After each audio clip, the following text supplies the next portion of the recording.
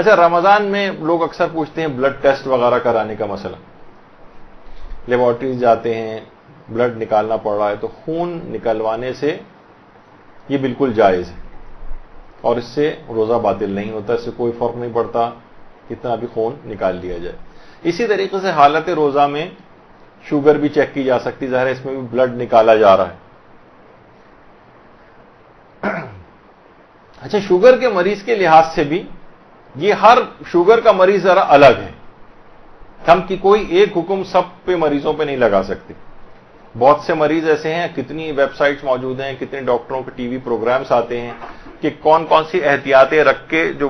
زیادہ کمپلیکیٹڈ جن کی شوگر نہیں ہے وہ روزہ رکھ سکتے ہیں، لیکن یہ احتیاط کر لیں، دوا کے ڈوز یہ کر لیں، انسولین کے ڈوز کم اور زیادہ کیے جا سکتے ہیں، وہ ظاہر ہے وہ ڈاکٹروں سے مشورے وغیرہ کے بعد، ایسا نہ ہو کہ کوئی زبردستی جو ہے وہ کسی کو نقصان ہو جائے اور بعد میں ہمیں آ کے پکڑ کے آپ نے اتنے سخت مسئلے بتائے جس کی وجہ سے دیکھیں انہوں نے روزہ رکھا اور یہ نقصان ہو گیا۔ وہ تو ہر مریض خود دیکھے کہ جب بھی میں نے کہا کہ ہر مریض منفرد ہے، ایک الگ انڈیویجول ہے، اس کا حکم بالکل دوسرے سے الگ ہے۔ تو نہ تو تمام شوگر کے مریضوں پر سے روزہ معاف ہے اور نہ ہی تمام شوگر کے مریض ایسے ہیں کہ جن کے اوپر روزہ رکھنا واجب ہو۔ یہ ہر شخص کا ایک بالکل الگ مسئلہ ہے، وہ خود دیکھے کہ وہ رکھ سکتا ہے یا نہیں رکھ سکتا۔ اگر وہ اپنی ڈائٹ کو مینٹین کرتے ہوئے، دوا کو ڈوز کو ایڈجسٹ کرتے ہوئے، مشورے سے، لائف سٹائل ماڈیفیکیشنز کے ذریعے، بہت ساری اس طرح کی چیزیں ہیں کہ جس سے وہ روزہ رکھنے کے قابل ہو تو اسے رکھنا پڑے گا روزہ۔ اور اگر اس طرح کی کوئی صورتحال ہوتی ہے کہ ایک دم سے شوگر بہت ڈاؤن اس کی ہو جاتی ہے اور مسائل اس کے ساتھ ہوتے ہیں، تو پھر وہ اپنے شرعی فریضے پر، کیونکہ شدید نقصان پہنچنے کا اندیشہ ہے، تو پھر اس موقع پر وہ روزے کو توڑ سکتا ہے۔ اچھا، اسی طرح سے خون کے بلڈ ڈونیشن باقاعدہ اکثر روزے کی حالت میں دینے کا ایک مسئلہ ہوتا ہے، تو خون کا عطیہ بھی دے سکتے ہیں، بلڈ بھی ڈونیٹ کر سکتے ہیں۔ 21 رمضان آتی ہے، مختلف کیمپس وغیرہ لگتے ہیں، اس کے اندر بھی لوگ بلڈ ڈونیٹ کرتے ہیں، تو لوگ عام طور پر دماغ میں یہ آتا ہے کہ کہیں جسم سے خون نکالنے سے روزہ باطل تو نہیں ہو جاتا، تو باطل نہیں ہوتا ہے، البتہ اگر خون کے اتنا زیادہ خون نکالا جائے جس سے کمزوری ہونے لگے، اس کو ضعف کا باعث بننے لگے، تو اس صورت میں یہ بلڈ ڈونیٹ کرنا یہ مکروہ ہے، مکروہ ہو جاتا ہے، یعنی ثواب روزہ کم ہو جائے گا۔ کیونکہ اچھا، لیکن بعض اوقات ایسا ہوتا ہے کہ ظاہر ہے کہ مریض کو بہت ضرورت ہے ورنہ وہ مر جائے گا، تو اس طرح کی کوئی صورت حال ہوتی ہے جس میں ایک لحاظ سے دیکھا جائے تو بلڈ ڈونیٹ کرنا واجب بھی ہو سکتا ہے، تو پھر یہ مکروہ والے مسئلے کو نہیں دیکھا جائے گا۔ یہ عام طور پہ ہوتا ہے جب کوئی ایسی وہ نہیں ہے اور ایک کیمپ لگا ہوا ہے جس کی والنٹیئر کوئی کرے اور جا کر اپنا بلڈ دے دے اور اسے معلوم ہے کہ نہیں اس سے مجھے کمزوری بہت ہو جائے گی،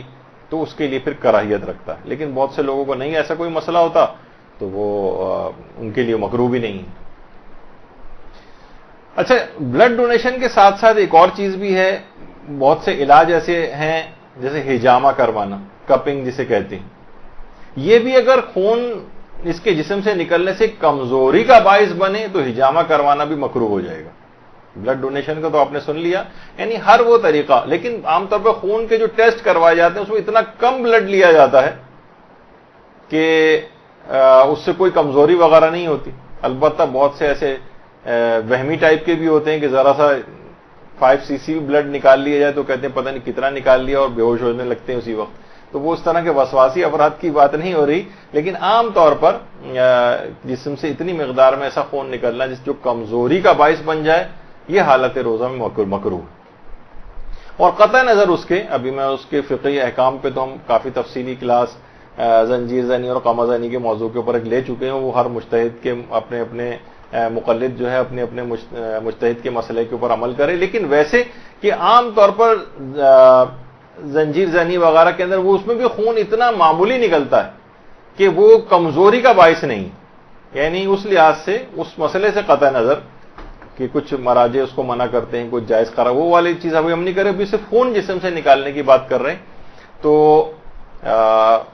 اس لحاظ سے اگر وہ کیونکہ اتنی کم مقدار ہوتی ہے کہ وہ کمزوری کا باعث نہیں ہوتی، بہت زیادہ اگر کوئی ایسا کر لے اور کمزوری کا باعث ہو جائے تو وہ ٹھیک ہے، وہ ایک الگ مسئلہ ہو جائے گا،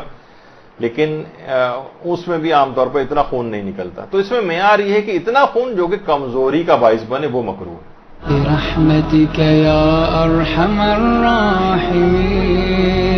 وصلى الله على محمد وآله